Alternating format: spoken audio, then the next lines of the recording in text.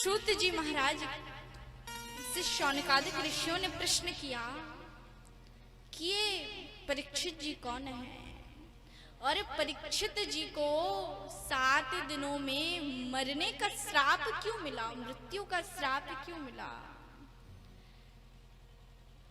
श्री सूत जी कहते हैं कौरव पांडवों का जो युद्ध चल रहा था, सभी कौरव मारे गए, दुर्योधन पड़ा है, भीमसेन ने उसकी जंघा पर अपनी गदा का प्रहार कर दिया, मृत्यु के दिन गिन रहा है।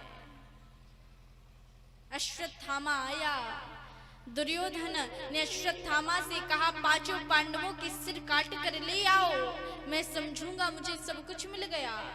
लेकिन जिसकी रक्षा गोविंद करते हो, जिसका रखवाला कन्हैया हो, उसे कोई मार नहीं सकता। 5 पांडव तान दुपट्टा सो रहे हैं। अर्जुन की नींद खुली, कहा कन्हैया आप हमारी रखवाली कर रहे हो।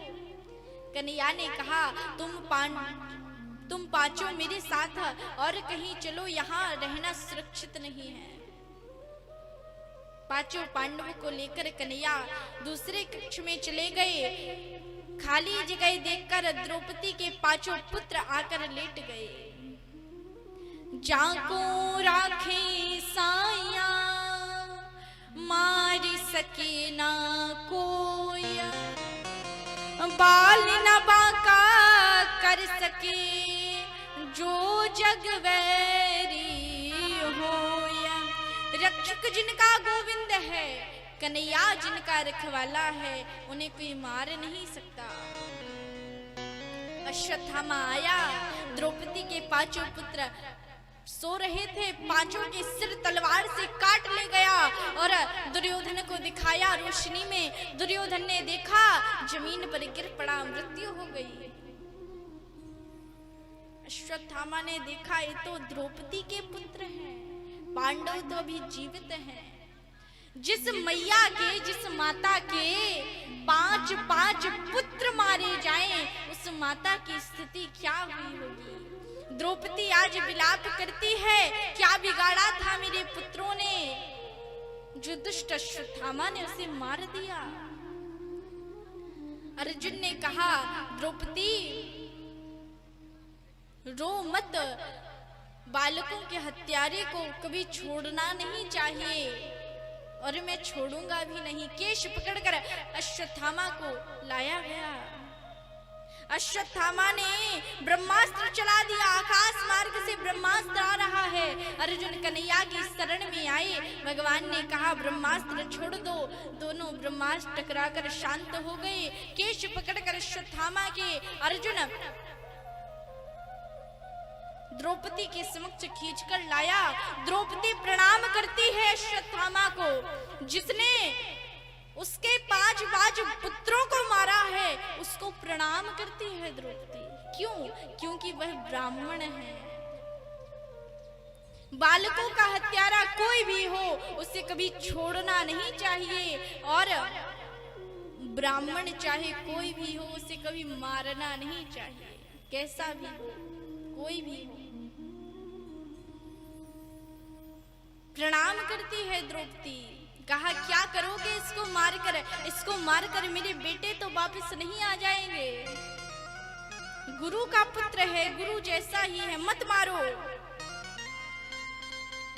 कन्हैया कहते हैं अर्जुन, शास्त्र कहता है ब्राह्मण जैसा कोई भी हो, अगर वो ब्राह्मण है तो कभी भी उसे मारो मत। और बालकों का हत्यारा कोई भी हो, उसे छोड़ो मत, छोड़ो भी मारो भी। सन्नाटा छा गया पूरी सभा में। अंत में भगवान ने कहा इसकी आधी मूंछ मूंड दो, आधी मूंछ काट दो, आधे सिर के बाल काट दो, आधी दाढ़ी काट दो और सर से उसकी मणि निकालकर धक्के देकर बाहर निकाल दो। ब्राह्मण का सबसे बड़ा अपमान है अगर वह सभी के सामने अपमानित तो हो जाए। मृत्यु के समान अपमान है ब्राह्मण का। अश्वत्थामा ब्राह्मण था, कहा इससे तो अच्छा मार ही देते। ईर्ष्या हो गई। प्रसन्न होना था कि मैंने तो बालकों को मारा है, मेरी मृत्यु उचित थी, लेकिन अर्जुन ने मुझे छोड़ दिया। लेकिन ईर्ष्या हो गई। कहा पूरे वंश को निर्वंश करके छोड़ूंगा। ब्रह्मास्त्र चला दिया। उत्तरा के गर्भ में अभी एक बालक है, उसको मारना है। उत्तरा ने ब्रह्मास्त्र को आते हुए देखा, पांडवों के पास ना जाकर कन्हैया के पास में गई, चरणों में गिर गई। कहा पाहि पाहि महायोगिन देव देव जगतपते नान्यं तद्भयं पश्ये यत्र मृत्युः परस्परम्। हे गोविंद, मेरे प्राणों की रक्षा करो। यह ब्रह्मास्त्र मुझे जलाकर भस्म चाहे क्यों ना कर दे, लेकिन मेरे गर्भ में जो बालक है उसको कुछ होना नहीं चाहिए।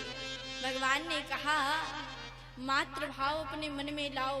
भगवान एक रूप से बाहर खड़े हुए हैं, दूसरे रूप से सूक्ष्म रूप से उत्तरा के गर्भ में प्रवेश किया और उस बालक की रक्षा कन्हैया ने कर दी।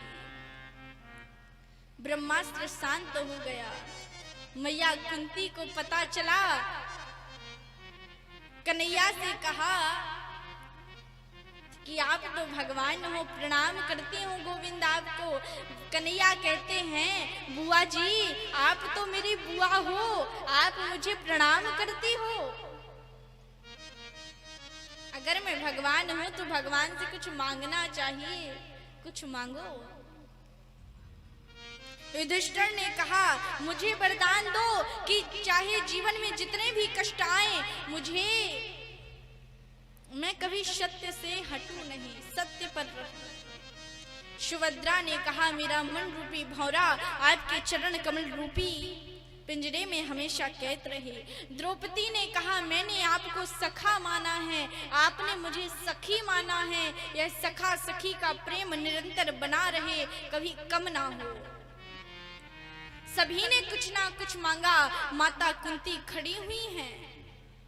माता कुंती से कहा कि आप कुछ मांगो। तो माता कुंती ने कहा मांगते वो हैं जिनके पास कुछ होता नहीं। मेरे पास तो सब कुछ है कन्हैया, मुझे कुछ नहीं मांगना है। भगवान ने कहा अरे कुछ तो मांगो मैया, बुआ जी कुछ तो मांगो। कुंती ने कहा कि अगर कन्हैया देना चाहते हो तो केवल एक ही वर दे दो। विपदः सन्तु नः शश्वत् तत्र तत्र जगद्गुरो भवतु दर्शनं यस्या दपुनर्भदर्शनम्। अगर देना चाहते हो तो कन्हैया एक ही वर दे दो। मेरे जीवन में विपत्ति पर विपत्ति आती रहे, एक विपत्ति दूर ना हो दूसरी विपत्ति आ जाए, एक दुख दूर ना हो दूसरा दुख आ जाए। भगवान ने कहा बुआ जी ऐसा वरदान कोई मांगता है क्या? आपको मांगना नहीं आता, कोई दुख अपने जीवन में मांगेगा क्या? मैया कुंती ने कहा जब जब मेरे जीवन में दुख आए कन्हैया तब तब तुमने मेरा साथ दिया, और जब जब मेरे जीवन में सुख आए तब तब तुम मुझसे दूर चले गए। सुख के माथे सिल पड़े जो हरि हृदय से जाए, बलिहारी वा दुख की जो पल पल नाम जपाया। ऐसे सुख को लेकर क्या करें जो गोविंद की याद भुला दे। ऐसे दुख को तो बार बार माथे पर लाना चाहिए जो कन्हैया की याद कराता है। विपदौ नैव विपदः संपदौ नैव संपदः, विपद नारायण विस स्मृति संपन्नारायण स्मृति ही। विपत्ति को विपत्ति नहीं कहते, संपत्ति को संपत्ति नहीं कहते। गोविंद को भूल जाना सबसे बड़ी विपत्ति है और कन्हैया की याद रहना सबसे बड़ी संपत्ति है। भगवान के चिंतन के बिना अगर 1 मिनट भी निकल जाए ना तो उसका पश्चाताप करना चाहिए कि कन्हैया इस समय मैंने तुम्हारा भजन नहीं किया, इस समय मैंने तुम्हारी याद नहीं की। माता कुंती ने इसलिए दुख मांगा, यदि दुख ना आया होता तो मेरे आंखों के सामने आज कन्हैया नहीं खड़ा होता। इसलिए दुख मांगा है माता कुंती ने।